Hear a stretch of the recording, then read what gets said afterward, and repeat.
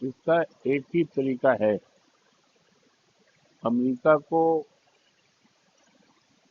रास्ते पर लाने का और अमेरिका को ईंट का जवाब पत्थर से देने का। कि हमारे देश में अमेरिकी जो प्रोडक्ट हैं हमारे देश में आते हैं, हम उसका पूरी तरह से बहिष्कार कर दें। जब हम उनके प्रोडक्ट को बहिष्कार करेंगे तो उनके यहाँ जो चीजें बनती हैं जिसमें तमाम लोग एम्प्लॉयड हैं, तो वो बनना जब मांग नहीं है तो उसके लिए फिर प्रोडक्ट वहाँ भी उनको बंद करना पड़ेगा। और जिसमें लगे हुए कर्मचारी हैं, बेरोजगारी उनके यहाँ बढ़ना शुरू हो जाएगी। क्योंकि बेरोजगारी को दूर करने का एक तरीका है कि देश में उद्योग धंधे लगें, चीजें पैदा की जाएं, और पैदा जब की जाएंगी तो उसकी मांग बढ़ेगी। लेकिन जब मांग ही नहीं बढ़ेगी तो बड़े बड़े उद्योग अपने आप बंद हो जाएंगे और उद्योग में लगे हुए जो कर्मचारी हैं वो अपने आप बेरोजगारी के कगार पे आएंगे। तो आज की स्थिति में ये आवश्यक है कि अमेरिका की जो भी बनी हुई चीजें हैं उसको हम बिल्कुल बंद कर दें। उससे जो हमारे यहाँ उनकी चीजें आती हैं बंद हो जाएंगी। तो ये ईंट का जवाब पत्थर से होगा। ये इसको बड़ी जल्दी शीघ्र दर शीघ्र इस पे करना पड़ेगा, तभी इनको बात समझ में आएगी कि हिंदुस्तान क्या है।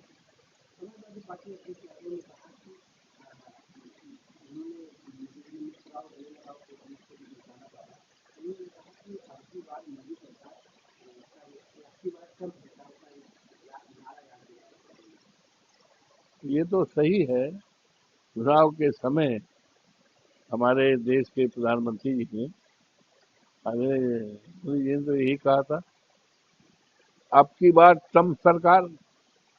लेकिन पता नहीं वो दोस्ती थी कि कूटनीति थी, कुछ समझ में बात नहीं आती कि इनको अगर ये अब की बार ट्रम्प सरकार, तो ट्रम्प सरकार आ गई, अब तक सरकार क्या कर रही है हमारे देश के साथ, कैसा व्यवहार कर रही है, कहाँ का बदला ले रही है, ये बात समझ के बाहर है।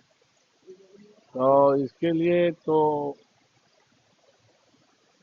अभी तो सत्र खत्म हुआ है, लोकसभा का सत्र तो खत्म हुआ, लेकिन ये विषम स्थिति पैदा होती जा रही है। बहुत जल्दी विशेष सत्र बुलाकर और ट्रम्प के द्वारा जो बातें की जा रही हैं, निंदा का प्रस्ताव और चेतावनी भरा प्रस्ताव पास करके पूरे देश और दुनिया को बताया जाए कि हिंदुस्तान कमजोर नहीं है, हिंदुस्तान ईंट का जवाब पत्थर से देने के लिए सक्षम है।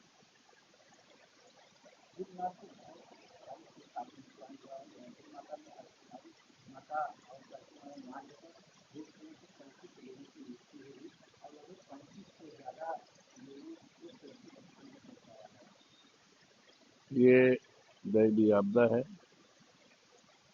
इसमें मृतकों के प्रति हमारी सहानुभूति श्रद्धा समर्पित करता हूँ।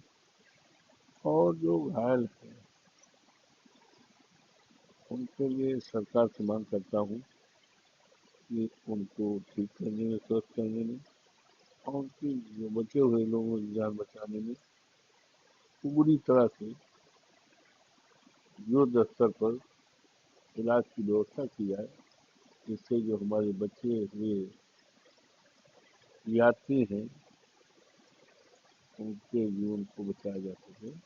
ये बहुत बड़ी दर्दनाक घटना है और हृदय को झकझोरने वाली बहुत बड़ी घटना है। ये दैवीय आपदा है, इसमें ईश्वर से प्रार्थना करता हूँ कि जिन परिवारों को लोग दुनिया में मरे हैं, उनको ईश्वर उनको शक्ति दे।